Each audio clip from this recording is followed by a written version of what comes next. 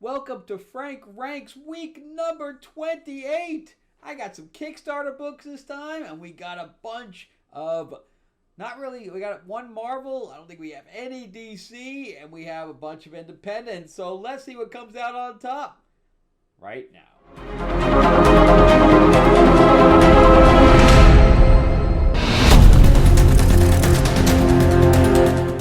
Welcome back to the channel, everyone. Thank you so much for spending time with me as we rant about movies, comic books, and television shows, as well as the occasional board game.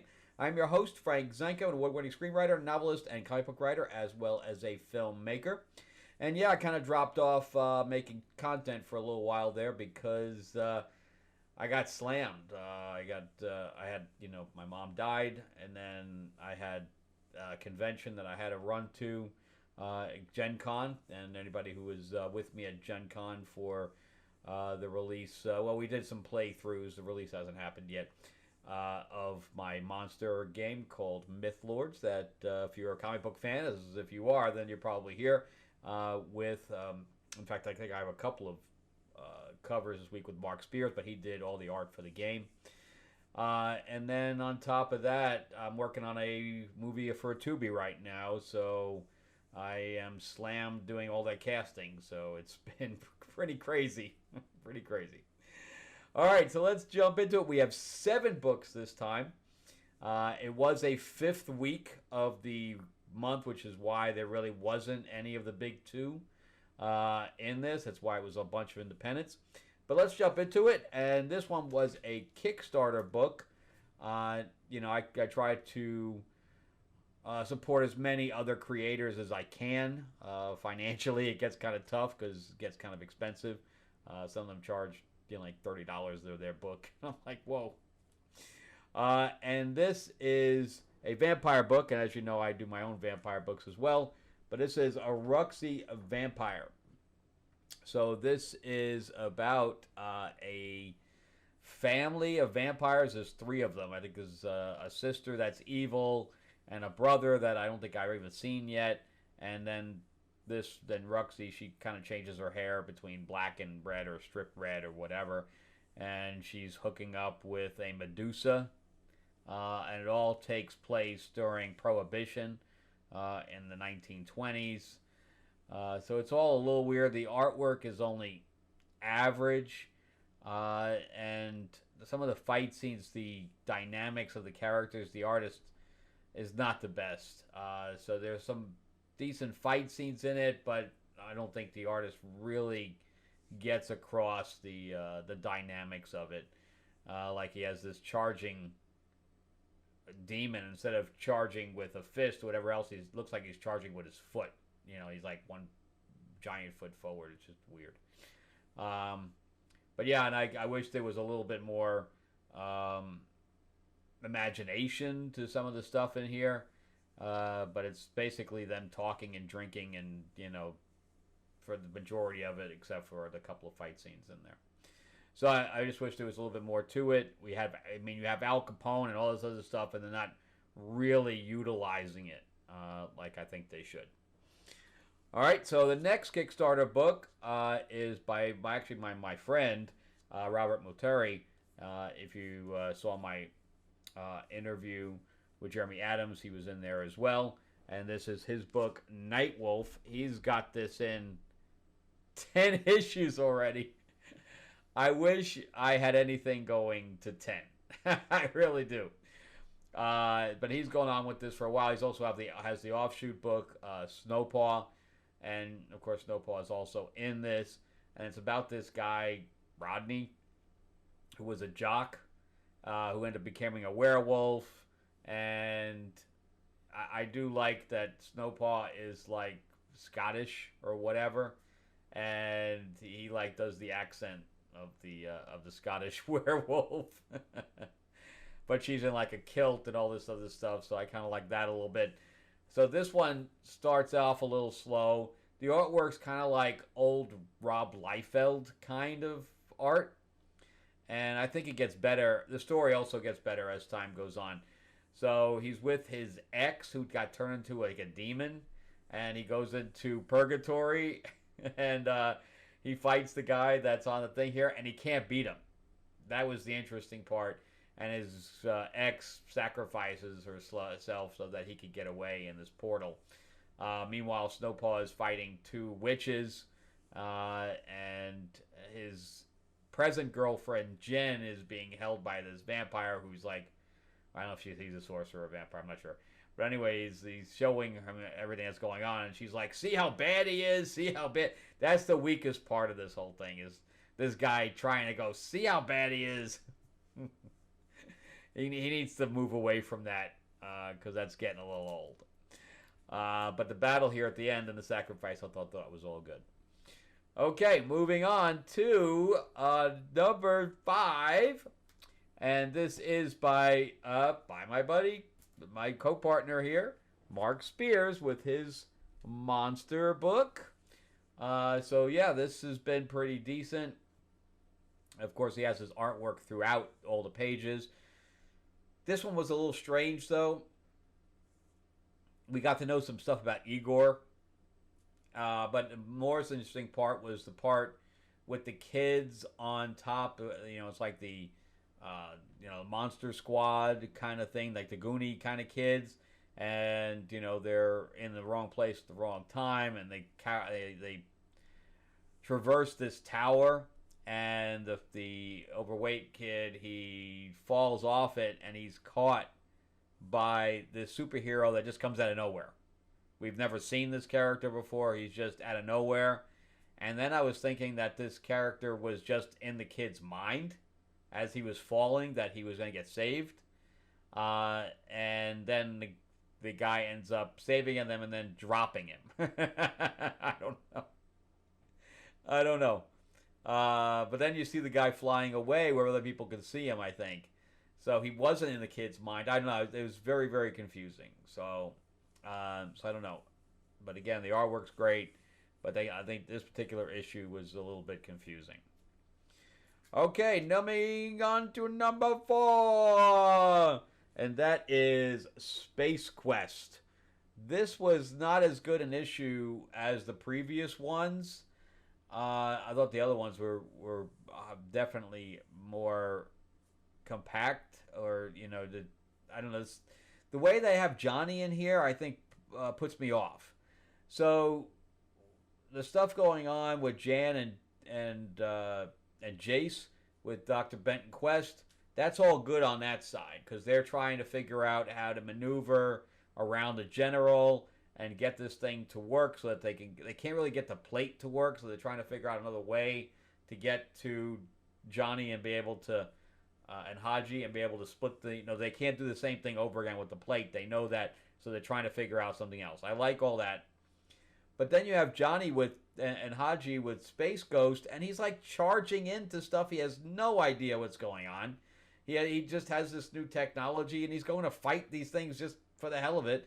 Space Ghost says, "Stay where you are," and he's like charging in to fight this thing, and if he doesn't, and has to get saved by Space Ghost. It's very strange, how they have Johnny. He's like making bad decisions all over the place, and you're supposed to be like rooting for him. I'm like, no, he's just stupid. You're just plain dumb. So I don't know. I don't think that Joe Casey, who was the writer, doesn't have a high opinion of Johnny. I guess he just thinks he's an idiot. And if that's the case, it's definitely coming off that way. So again, that's what kind of drags this down for me. Even though I still have it at number 4, is the fact that Johnny's just coming off like an idiot. Anyway, before we get out for the last 3 ranking, remember, too, that I am a writer myself. If you'd like to read anything that I've written, you can go to Amazon.com and just put my name in. You can also check out my 4-novel series, Destiny Aurora, that was made into a board game, an RPG, a graphic novel. It's also on Audible. What was that? It's also on Audible. And you can also find all my books on Kindle, including my book Tales of Ravenor, the Iron Witch. It's a YA fantasy book with plenty of dragons and witches and all that stuff and magic all over. And there's a whole new magic system in there. It's really cool. All right, and also remember too that my book, my comic, Fairy Tales of Terror, will be launching shortly. I'm trying to finish up the last thing. I just got the video in, and I'm almost ready to launch. I just have a couple of tweaks I have to do to the page. And this is the book of a psycho Cinderella, a murderous Captain Hook, and they're being chased around New York City by Tiger Lily from Neverland. I thought it was time for her to be a badass. So it's going to be great. I have over 550 people following it right now, so it's going to be a really big campaign. So definitely jump in there. Go to the QR code over here, or there's a link in the description below. All right, let's jump in for the last 3 books. And we're going to take this to the Wayback Machine. It's the only Marvel book on this list, and that is Fantastic Four. And this is number 278. It's good, obviously continuing my John Byrne run with She-Hulk replacing Ben Grimm. Everybody is not liking my review of the Fantastic Four movie. I didn't dislike it, and I didn't like it. It was just extremely mid for me. The same thing I actually did with Superman. But people are taking Fantastic Four far more seriously or defensively than they were taking Superman. When I said Superman was mid, I really didn't get any pushback. But I'm getting a lot of pushback here. A lot of people are agreeing with me, but the minority voices are jumping all over me, saying, no, it's not mid. It's the best thing ever! Marvel is the bestest ever! So, you can't argue with my opinion. I'm sorry, it's my opinion. So, you don't like it? I don't know what to tell you. Just click the down thumb. That's fine. Call me whatever names you want, but you can't really change my opinion. Sorry. But anyway, so jumping back into the Fantastic Four comic, this was not really a strong issue. It still is. I mean, Byrne is a great writer no matter what. But this is more of a dialogue-heavy flashback thing. It's very interesting how he does it. So he has all of the bots, all of the Doom bots, all learn about his past. So they're like beamed in with Doctor Doom's past. And I think at this time Doctor Doom is still dead. And so he has a successor, who's a teenager, whatever else, and they're beaming, all the stuff into the guy's head of what happened to him, how he grew up, why he hates the Fantastic Four, all this stuff. His whole past is beamed into his head, so he basically has all of Doom's memories, where he's almost becoming Doom. And then at the end, and we have this cute scene with them, as a family together with Franklin and all this other stuff, and then all of a sudden their entire building takes off and explodes in space, and that's where it ends. So it's really a setup issue, but it doesn't have a lot of action in it. But it's very interesting how Byrne set it up. All right, jumping into the final two independents, by the way, because that's the only Marvel book I got. Number 2, Lazarus by Greg Rucka, Lazarus Fallen. And again, this book was stopped. I mean, they literally stopped the book years ago. And Greg Rucka started it back up with the same artist. Good for him. So, but if you did not read the original Lazarus stuff, you're going to be lost here. That's the only problem with this, is that it's not really a leaping on point. So, in this world, you have families that run the areas, and they have serfs, right? Because it'll tell you what the population of the upper class is and what the population of the serfs are as you read it. And each one of the families has this champion that they call a Lazarus, and I forgot the name of Forever.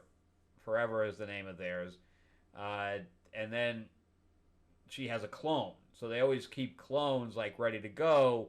So when the Lazarus falls, there's another one just to pick up right where she just left off. But anyway, her and her sister, which is her clone, escaped the family, and now they're going with this resistance. And she heals very quickly.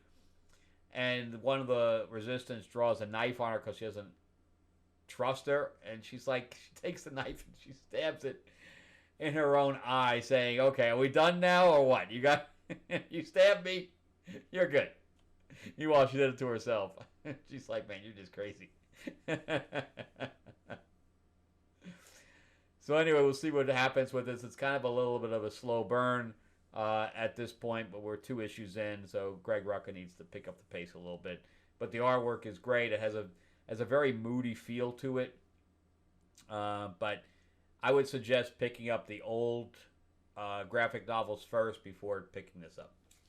All right, and number 1.